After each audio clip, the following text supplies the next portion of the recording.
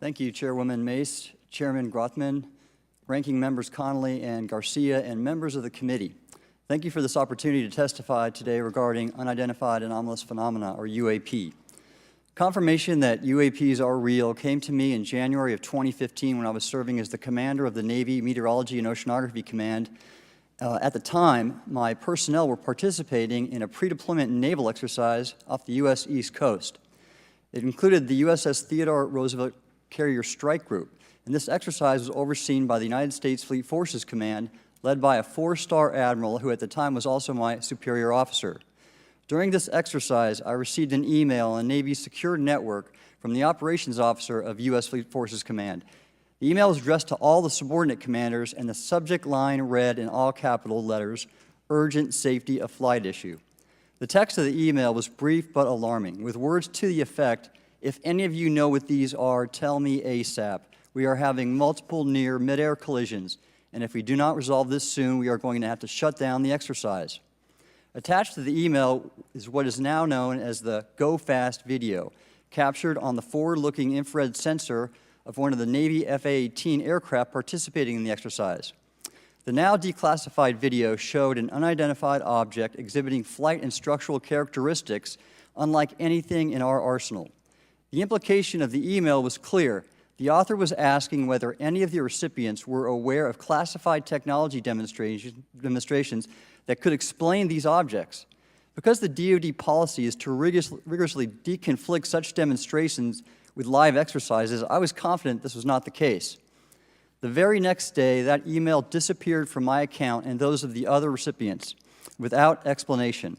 Moreover, the commander of Fleet Forces Command and the operations officer never discussed the subject. Even during weekly meetings specifically designed to address issues affecting exercises like the one in which the Theodore Roosevelt Strike Group was participating. This lack of follow-up was very concerning to me. As the Navy's chief meteorologist at the time, I was responsible for reducing safety of flight risks. Yet it appeared to me that no one at the flag officer level was addressing the safety risks posed by UAPs. Instead, pilots were left to mitigate these threats on their own without guidance or support. I concluded that the UAP information must have been classified within a special access program managed by an intelligence agency. That is, a compartmented program that even senior officials, including myself, were not read into. Last year's UAP hearing before this oversight committee confirmed that UAP-related information is being withheld from senior officials and members of Congress. And just this week, I learned from former DoD official Chris Mellon that satellite imagery of UAP from a few years ago still has not been shared with Congress.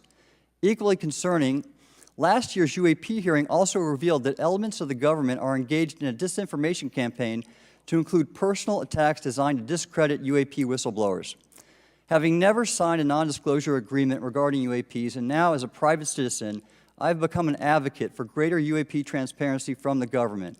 The continued overclassification surrounding UAPs has not only hindered our ability to effectively address these phenomena, but has also eroded trust in our institutions.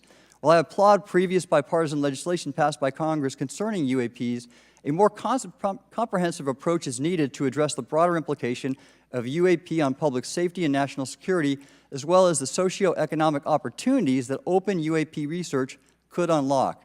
Therefore, I recommend Congress take the following action, which I believe will receive bipartisan support. First, establish robust oversight of the executive branch's management of UAP information by directing key officials, beginning with the director of the DoD's All-Domain Anomaly Resolution Office, to provide comprehensive briefings on what the government knows about UAP and does not know. Two, enact the provisions of the UAP Disclosure Act that establish a UAP Records Review Board to ensure independent oversight, transparency, and accountability in the government's handling of UAP information. And three, strengthen the UAP Disclosure Act and future reauthorizations with provisions that mandate a whole-of-government approach to addressing UAP. In closing, I will share my personal reasons for speaking out on this topic. First, as a former science agency leader, having led the National Oceanic and Atmospheric Administration, I've always sought the truth in human knowledge and thought. Now that we know UAP are interacting with humanity, and these include unidentified submerged objects in the ocean, we should not turn a blind eye, but instead boldly face this new reality and learn from it.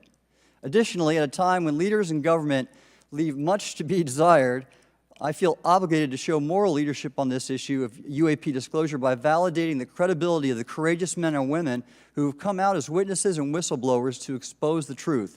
My speaking out has encouraged others to do the same, and it's my hope over time that a number of your constituents will want to know the truth and about UAP, and this number will increase to such an extent that the congressional action I've just recommended will become inevitable. Thank you, and I look forward to your questions.